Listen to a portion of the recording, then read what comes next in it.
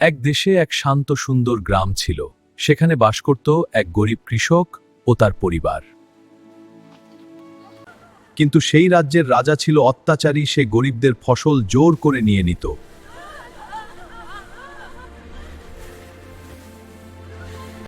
কৃষক অনেক কাঁদত, তার পরিবার না খেয়ে দিন কাটাত।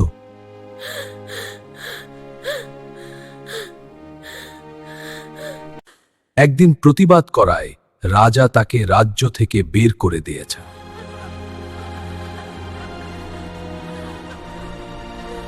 কৃষক নতুন দেশে গিয়ে নতুনভাবে শুরু করল, আর ধীরে ধীরে আল্লাহ তার ভাগ্য বদলে দিলেন।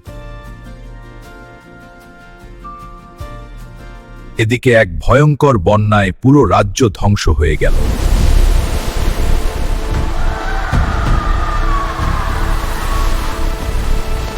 সব হারিয়ে শুধু রাজাই বেঁচে রইল।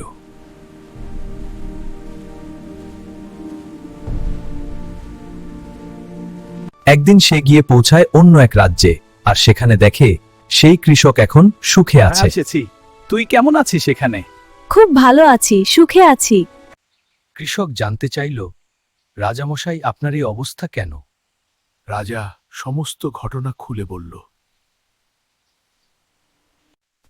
হে আল্লাহ, তুমি যা করো ভালোর জন্যই করো।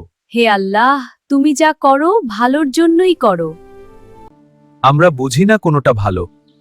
কিন্তু আল্লাহ সব জানেন। তাই কষ্টে ধৈর্য ধরো আর শুকরিয়া আদায় করো।